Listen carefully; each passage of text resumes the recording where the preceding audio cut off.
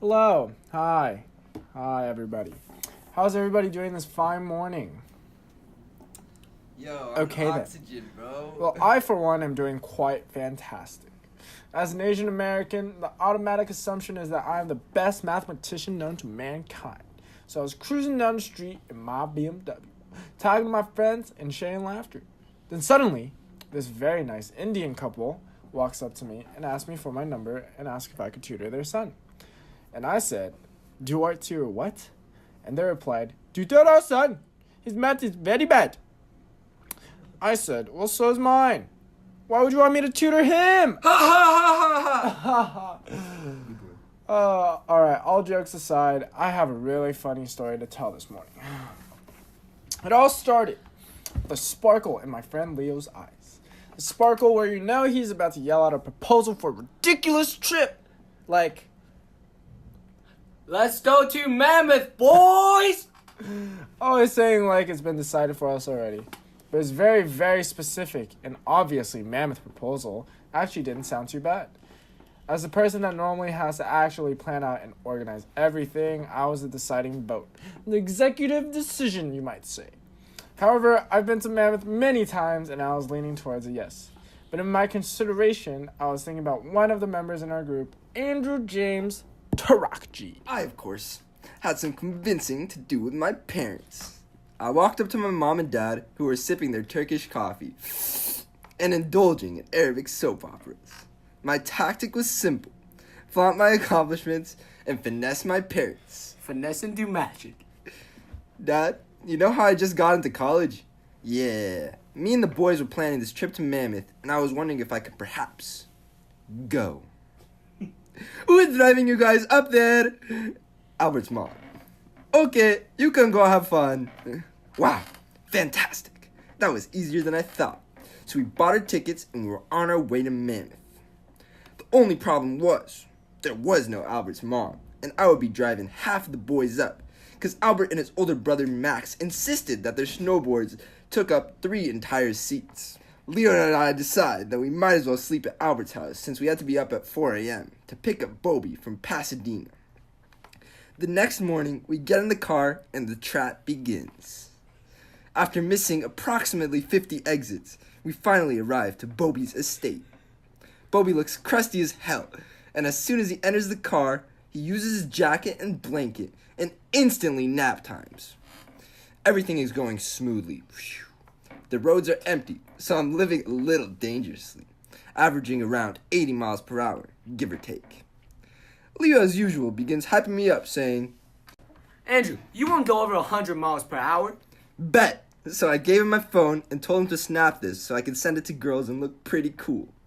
Heike only wanted a nom to see me doing some delinquent shit, but that's a different story. I turned my Hyundai Sonata from save money on gas mode to sports mode, and hit 120 miles per hour. And Albert is right behind me, traveling just a tad slower than me, yet considerably over the speed limit. In my rearview mirror, I see sirens flashing. I started laughing because the cop was right behind Albert, and I slowed down to 65 miles per hour just to play it safe. I high-five Leo, we say, "Yes, sir!" and then karma hit. The police car then performs an evasive maneuver and goes directly behind me. Being a very culturally diverse car, we honestly got a little scared. We exited the freeway and parked at a mobile gas station in the middle of California's armpit. Barstow. I don't think I ever sweated more than during this encounter. He seems like a nice cop, although he did look like the shark from Fishtails. I cracked the window open and he asked for my license and registration. Standard procedure, of course. After spending like 5 minutes looking for my registration in my nasty car, I find and hand it to him. He asks me, "Where you off in my country, boy?" "Mammoth Mountain, officer of the law," I reply. "Wow, that sounds like a fun trip, boss. At the speed you were going, I'll be surprised if we made it up there alive. Mammoth's not going anywhere." At this moment, I knew the cop was an asshole, and there was no way of getting out of this ticket, no matter how handsome I am. He smiles, takes my license, and goes back to his patrol car. I whip out the iPhone 7 Plus and begin to film the encounter and post it on my story. Again, for attention from girls. I mean, who doesn't like a bad boy? Keep in mind, Bobby's in the back of my car, still sleeping under a blanket without his seatbelt. He comes back and asks me, "Do you know how fast you were going, boy?" I reply, "Fast." And he says, "Yeah, 105. I had a small sigh of relief as I was going around 115 and realized that my suspicions were correct, as Albert's car was likely traveling around that speed. His partner in justice taps on my shoulder and asks, "What's in the back of the car?" likely assuming we were transporting a dead body. I reply, "Bobby," and the officer had a confused look in his eyes, thinking, "Who in the world would name their child Bobby?" He tells me to crack my back windows down, and I, of course, follow the crest of the officer. The officer pokes the blanket-covered Bobby, and he jumps out of his deep slumber with very red eyes that stare deep into my soul.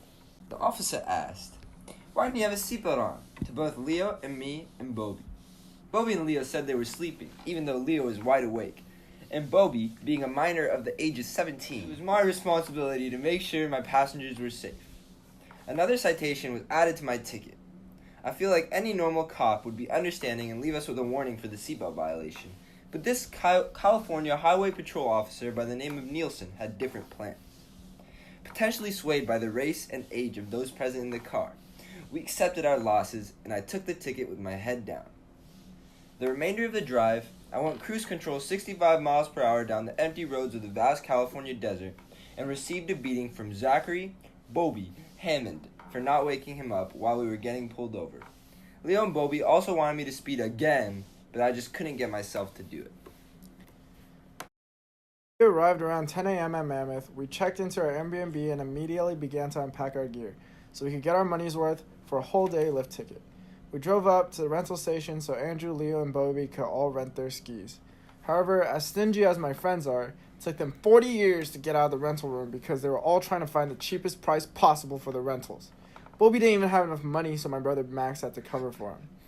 We then finally got on the ski lift and headed up the mountain. While we were on the ski lift, we would scout out our first run of the day. We looked around and ignorantly screamed back and forth on the ski lifts. Then Max and I, the more experienced individuals of the group, saw this slopey run on the side of a blue run. We told the boys that we were going to do that run, and Andrew and Leo immediately voted against it. However, as a Democratic Party, 3 votes against 2 equals a dangerous first run. Keep in mind, Leo hasn't skied in 5 years, and no one believes Andrew is a good skier. So we thought this would be a hilarious memento. We get off our lifts and waited for the slackers. They got off and fell as soon as their skis touched the snow, pushed themselves up, and said, "There's no way we're doing that run." So Max, Bobby, and I looked at each other and said, "Okay, we're going down no matter what. You guys can just meet us at the end of the run." They nodded, but then I turned my head and saw duck-footed Andrew following us to the run. I assumed he wanted to prove himself to us, or he was just too scared to leave our side, like an actual baby duck.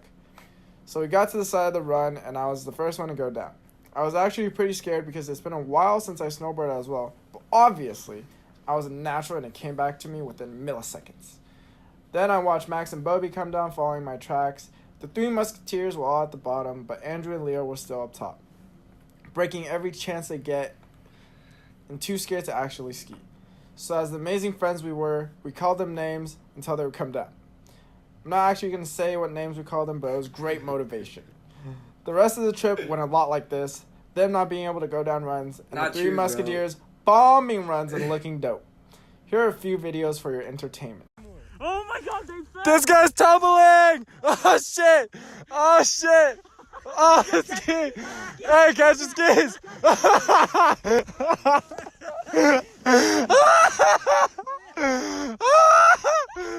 Someone go catch him!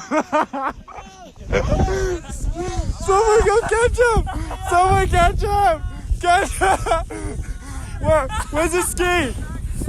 Where's the ski?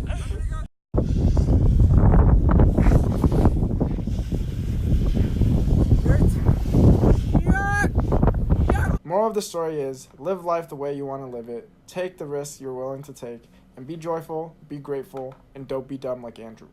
Things that I learned from this trip.